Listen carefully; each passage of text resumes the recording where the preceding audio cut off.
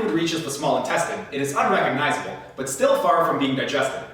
Carbohydrates and proteins are partially degraded, but fat digestion has only begun.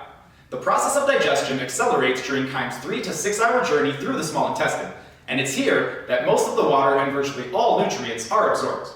Like the stomach, the small intestine plays no part in ingestion or defecation.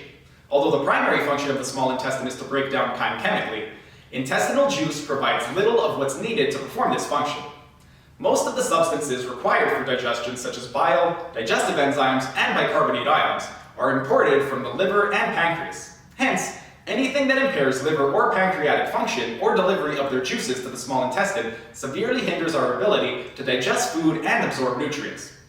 The other primary function of the small intestine, absorption, is efficiently accomplished by its absorptive cells with their rich crop of apical microvilli.